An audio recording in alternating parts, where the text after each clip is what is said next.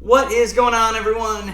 Anthony Drew Gary here, host of The How To Show, where we talk about optimizing life, money, and happiness, one how-to at a time.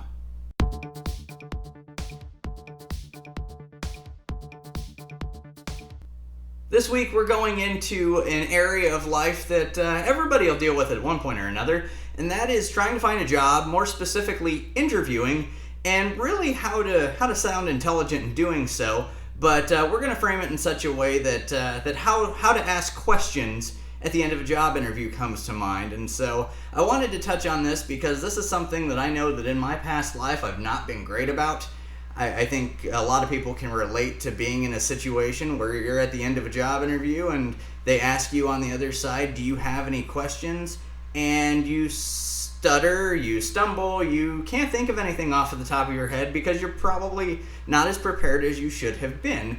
And so if I've been in this situation before, there's a chance that maybe you have as well. And so I did some brainstorming and consulted with some sources that are a little smarter than me to bring some of the best questions to ask. And some of these can come at the end of an interview, and hopefully some of them come during the process, but it's just a good idea to have some of these in your back pocket such that you can make sure that you're presenting yourself in a situation where you seem interested, you seem engaged, they want to talk to you, they want to continue the conversation such that you leave with a feeling that there could be a good personality match here on top of you being able to perform the skills that they're looking for out of someone. Because ultimately, that's what working is about. It's about people interacting with one another, and a good amount of that is just personal interaction. They can teach you the skills that you need to be successful more often than not, but you got to have the people skills to be able to interact with these folks on the other side. And the best way to glean what your situation is going to look like in an interview setting is to start asking the important questions. So, long-winded, this episode of The How To Show is how to ask questions during a job interview. And so I want to rattle off some of the more fruitful ones that I've heard over time, some that I've asked myself, some that have even been asked to me as I've moved into a different phase of life and I'm on the other side of this a little bit now. And so we're going to go ahead and start into the notes that I have prepared. And so the first thing that you want to start out with is to ask somewhere along the line, who will I be working with most closely? And, ultimately you want to ask if you can meet that person or that team of people before you've decided to work for this company. And so you want to be able to know the personality types as best you can of the people that you're going to be spending 40, 50, 60, however many hours a week with, so that you can be prepared and know what you're getting yourself into going in eyes wide open. So, who will I be working with most closely, and do I have an opportunity to meet them? We'll go on to that, and we'll continue to just really build on this idea of building a relationship with the people on the other side. What gets the team excited and what makes them angry? I think I wrote that down as what pees them off, but YouTube will censor me over that. So you just want to ask questions that allow them to continue to talk about what it's like to work there, things that you wouldn't necessarily get if you were quiet and just listened and nodded your head along. And you can even do a little bit of negotiation exercise here by mirroring. And so if they say something to you and you want to learn more about that, just repeat what they said back to you, or repeat what they said to you back to them, and they'll usually continue talking about that subject. And so they talk about something, culture. And you say, culture? Tell me a little bit more about that, and they usually will. So that's an opportunity for you to continue to get information about the company and about the team that you're going to work with. To take it a step further, we're going to look at what gets rewarded around here. You can ask that. You can ask what type of person succeeds here, and how is success measured. These are all things that you want to know ahead of time, because you want to make sure that what you're trying to do to help this company aligns with what they need, what they appreciate, and what they will ultimately reward. Because if you're of any level of ambition, the likelihood is that you're going to enter at a role with a company with the opportunity to move forward beyond it, both responsibility-wise, compensationally, and really responsibility-based. And so you want to know what gets rewarded so that you can do the things that get rewarded. So the next thing that I've got for this is, let's talk about something that will probably put them on their heels, but it's a good question to ask. And so you just flat out ask them, what's something that they want to get better at? Hopefully every company has an answer to this question. It may stump them early on, but hey, you get to put the shoe on the other foot because they've probably tried to stump you with some questions along the way. Ask them what's something they want to get better at.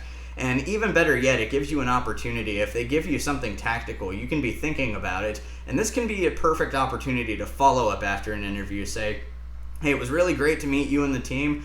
I was thinking a lot about what you said you wanted to get better at. And what if this, and this were discussed or happened or proposed to give the idea that you can be a problem solver, and maybe you can help them out really during the onboarding process. If that doesn't get them excited, I don't know what will.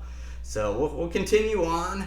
You can start to get some additional information by asking things like, what are some common challenges for someone starting here? Or how do you handle the steep learning curve of being here? Basically, how do you make somebody feel like they're going to be put in a position to succeed even though a learning curve can be steep? And that's going to be the case in a lot of companies, but you want to make sure that you're being aware of what you're getting into. And if the educational component of getting into an industry or getting into a specific job is more than you want to handle, you ought to know that going in. So make sure you're asking that question. The next thing we're going to talk about is, what's it look like to have conflict in the office? You're not going to see eye to eye with every person all the time. And so how is conflict handled? And is there a method by which you can respectfully disagree with other folks? And so you want to know how that looks ahead of time, and you want to be careful and tactical about how you ask this question, because you don't want to be the type of person that sounds like you are going to be combative just for the sake of being combative. So be careful about that, but it could be a question that you might want to ask in an interview setting. And the last thing that I've got from a tactical question point of view is asking the person that's interviewing you, assuming that it's not an HR generalist, somebody that's actually in the trenches doing the type of work that you would be doing, to ask them how has the role that they're in evolved over time. And that gives you a sense of how the company's growing, how it's adapting, and ultimately, if somebody's been there for a number of years, are they being given more opportunities to be more successful in their roles? And so that's a good leading question to get people talking about their experiences. And to the best you can, ask these questions to multiple different people if you can have the opportunity to be in front of multiple folks. You can start to compare and contrast the different answers that you get back, and it'll start to give you more information about the company you're looking at. And so, nobody likes to talk about it, but personality alignment is, like I said earlier, one of the most important parts of finding a good career opportunity or a good job, is to being able to meld well with the people that you're working with. So spend some time thinking about the questions that you want to ask an interviewer, because it's not often said enough that when you go for a job interview, you are interviewing them as much or more as they are interviewing you. You want to make sure that you get it right so that you're not stuck in a job or a career that isn't a good alignment with your skills, your ambitions, your personality, all of the above. You want to make sure that you're in a position where work can be a positive in your life and not a detriment. That's going to wrap up this long-winded episode of The How-To Show. Hopefully there was a question in there that you can take to a job interview in the future. And if you've got a job interview and you want to bounce some ideas about other questions that you think might be useful, send them in as the comments section down below, and I will respond to each and every one of them. I think this kind of stuff is fun, and it's good to engage with folks that way. If you've got any content that you want to see featured on the show, leave me a comment for that down below. And if you know anybody that's job hunting, maybe a recent grad or maybe somebody looking for a career change, share the video with them, let them know that this is one worth watching, and hit the like button so that YouTube knows to share it with the rest of the YouTube community. If you have any feedback for this episode or any others, I already talked about that, so I'm rambling on the outro of the video as well. No sense in cutting it out, though. I can just roll on. Until next time, this is Anthony Drew Gary, host of The How-To Show, signing off.